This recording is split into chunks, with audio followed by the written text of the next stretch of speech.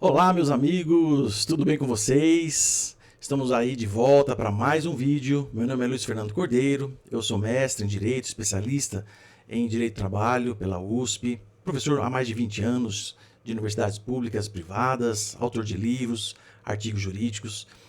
Quero começar agradecendo, o impacto, que teve o vídeo sobre a escala, o fim da escala 6x1, alguns comentários, entraram em contato. Quero agradecer aí o pessoal, o engajamento aí do pessoal. Continue ajudando o canal, compartilhando, se inscrevendo, colocando o sininho, dando o seu like se você gostou, tá? E hoje eu quero, é praticamente uma continuação daquele vídeo, mas de uma forma mais genérica, de uma forma mais ampla. Justiça do trabalho ou justiça social? Muitos falam que é a mesma coisa, mas não é. Completamente. Justiça se faz através de aplicação de uma norma positivada, de uma norma jurídica que passou por todos os procedimentos legais, do Congresso ou diretamente do Poder Executivo, e a sua aplicação por um juiz natural, concursado, que estudou o direito em si. O direito em si não é só lei, é um universo um pouco maior, leis, decretos, usos, costumes, direito comparado, mas ele aplica ao fato concreto, ao caso concreto, aplica a lei ao caso, da melhor forma possível, o mais preciso possível, conforme as provas que lhe formaram convencimento. Mas, infelizmente, o que nós temos visto hoje não é bem isso. Nós temos visto que a justiça do trabalho ela tem sido utilizada como um fator de justiça social. O trabalhador, coitadinho, então ele precisa ganhar alguma coisa. Ele precisa ganhar, não importa que ele não tenha direito. Nós temos que dar um jeito de dar alguma coisa para ele. E com isso a coisa foi se avolumando, e já havia esse entendimento doutrinário antes, mas a partir do Código Civil de 2002, que é aplicado na Justiça do Trabalho por força do artigo 8º da CLT, o direito comum é fonte subsidiária da CLT, a chamada função social da empresa. Olha, eu não nego aqui, eu não sou negativista da função social. Claro, todos nós temos uma função social, todos nós temos temos que ter um olhar coletivo, olhar o seu direito vai até onde começa o direito do outro, não é verdade? Porque senão a gente não consegue viver em coletividade, em sociedade.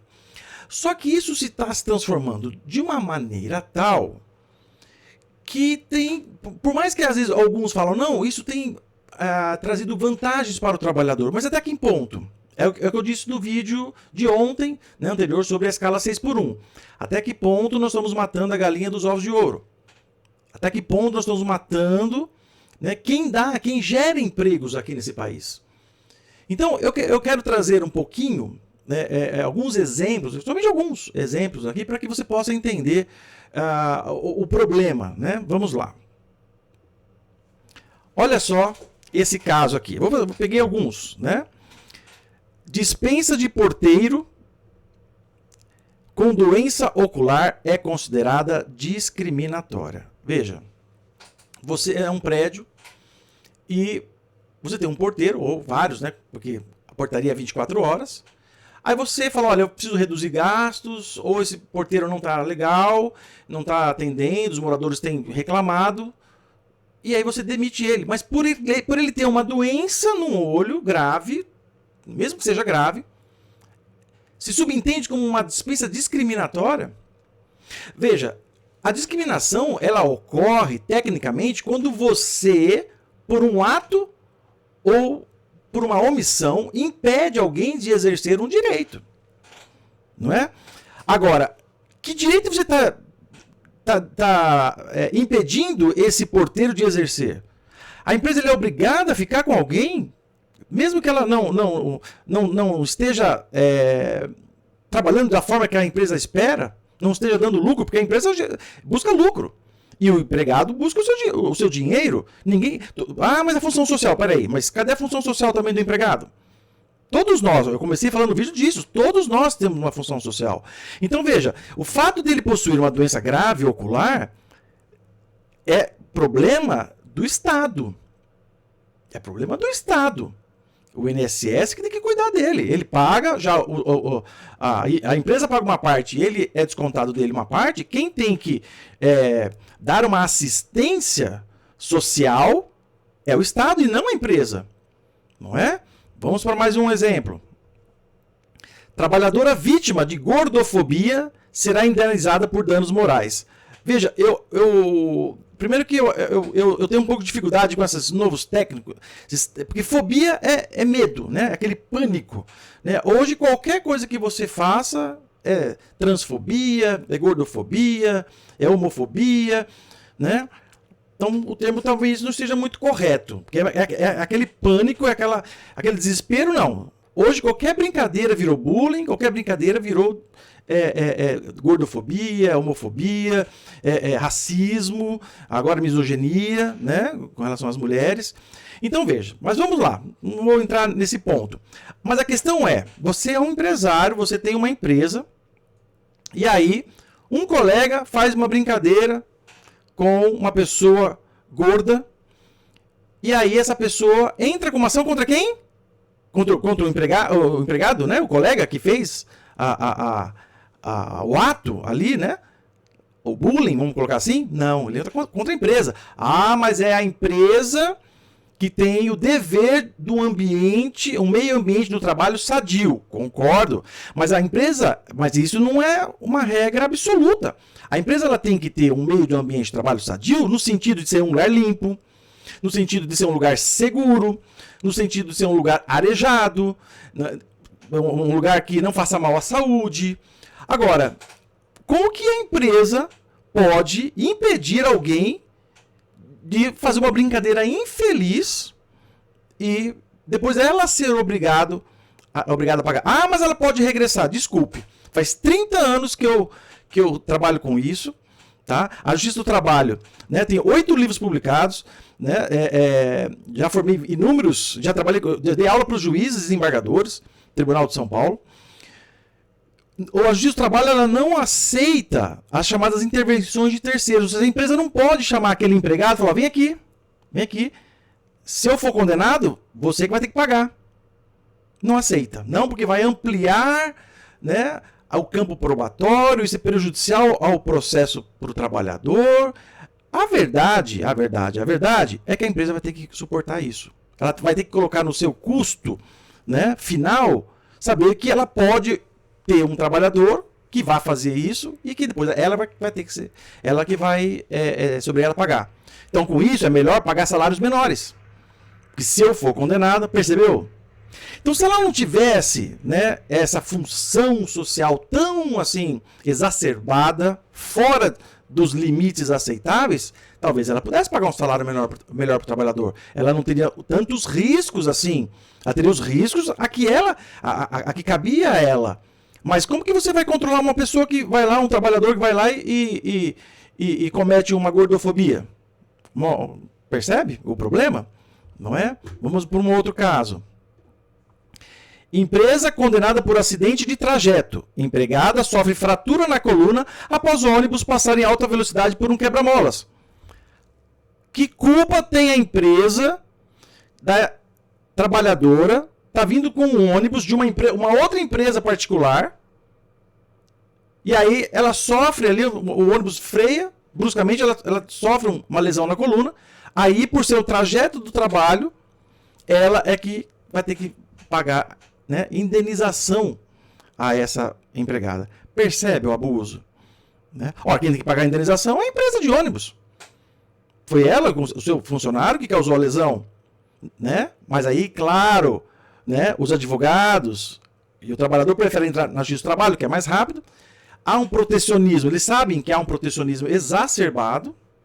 Então as empresas acabam, né, tendo que já colocar isso no seu passivo, né, no seu custo final, e que gera outros problemas que eu vou falar ao final. Vamos para mais um caso.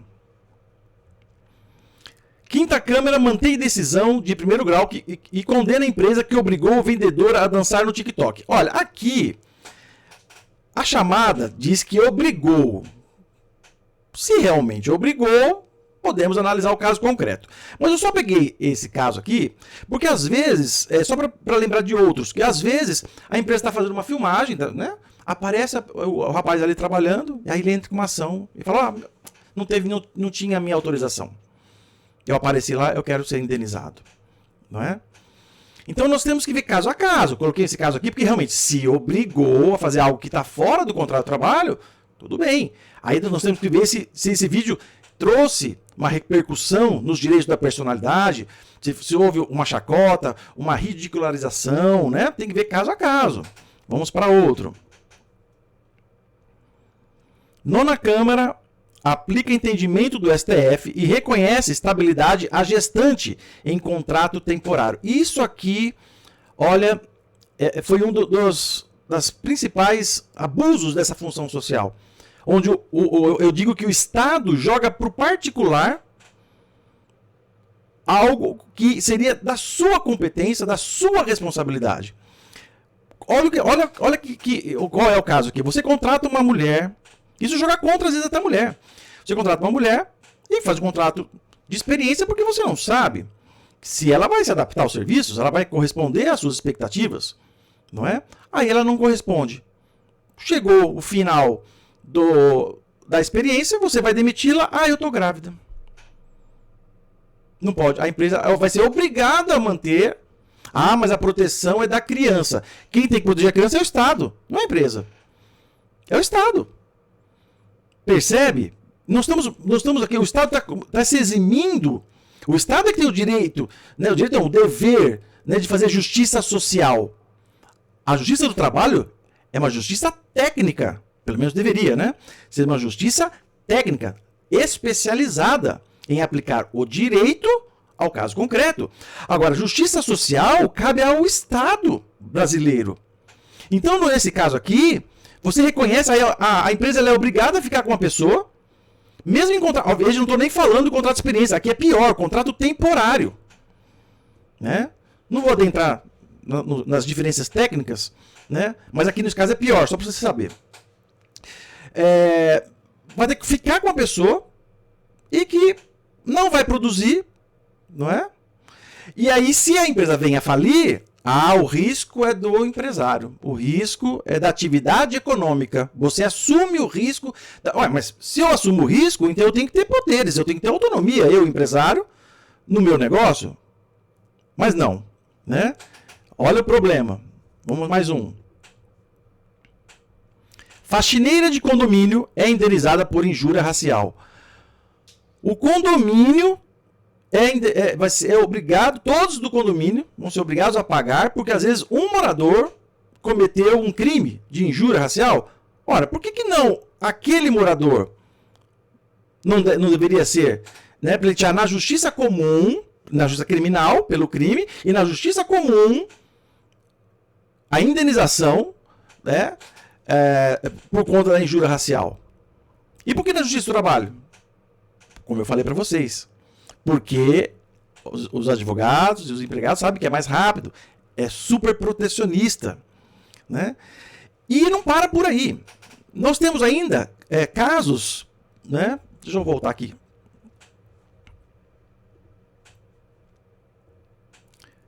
Não, tá travado aqui. Às vezes acontece. Vou continuar aqui mesmo. Então, e o pior, meus amigos, é que nós temos ainda a questão das cotas. Então, a empresa ela tem que pagar altíssimos impostos e ainda tem que ter cotas para deficientes, cotas para aprendizes, né? Para jovens aprendizes, além de outras cotas que, né, não vou entrar aqui. Então, assim, aí você tem que manter cota, você tem que manter essas estabilidades, você tem que pagar essa justiça social que deveria ser paga pelo Estado. Ora, aí que vem a minha pergunta. Mas a diminuição, né, agora, proibir a escala 6x1, né, obrigar as empresas a darem 2 dias de folga. ao contrário do que tem acontecido em muitos países do mundo, né? Aí depois eles questionam e acham ruim, né? Desculpa a minha sinceridade aqui, né? Acham ruim que a BID está trazendo alguns chineses. Você sabe como funciona lá? Uma coisa, lá na China, assim, é um pouco complicado, porque eu tenho um dos primeiros artigos no Brasil, se não me engano, de 98, que eu publiquei esse artigo, 1998, já faz um pouquinho de tempo, né? No papel, a lei chinesa é mais protecionista que a nossa, mas no mundo real é outra coisa. Lá eles trabalham, e o mês inteiro só tem 2 dias de descanso. 2. Eles trabalham 28 dias e tem 2 dias de descanso. E eles não tem esse negócio de feriado, não. Eles têm um feriado. É que lá tem várias regiões, né? Mas um que eles respeitam realmente é que é o Ano Novo Chinês. Né? Onde as empresas, algumas empresas dão 1 semana, 10 dias, como se fosse, entre aspas, as férias. Então, veja, nos Estados Unidos, muita gente quer ir para lá não tem 13º, férias, né? Trabalham 365 dias, ganham bem, compram uma casa boa, compram um carro legal, querem ir para lá. Então, será que o Estado ele tem que ficar intervindo mesmo numa relação, né, privada de tal forma até ultrapassar os limites de responsabilidade do próprio Estado para uma empresa, para uma pessoa jurídica? Quando eu falo empresa, você já imagina aquela empresa grande, mas estou falando de um pequeno comércio, de uma lanchonete, de uma carrocinha de lanche que tem lá um empregado, né, um pequeno salão, cabeleireira, um pequeno mercadinho, um lava-jato, né? Vocês são empresas. Então, assim, até que ponto, né, nós temos que... A empresa tem que arcar, né? A pessoa jurídica o empregador tem que arcar. Por isso que não querem pagar muito. Com o medo desse passivo que o Estado coloca nas costas da pessoa jurídica. Então, quando eu falei da escala 6x1, é mais um fardo que está sendo colocado, né, obrigatório, nas costas da empresa. E isso, claro, que vai fazer o quê? Redução de salário. Não, mas a lei falou que não pode. Meus amigos, não pode aqueles, mas ela demite e contrata de novo. Ou contrata outros com salário menor. Isso aqui é o país do jeitinho. Então, enquanto a natureza jurídica dessa relação não for de verdade, verdadeiramente contratual, onde o Estado ele coloca questões mínimas, capacidade das partes, objeto lícito, né?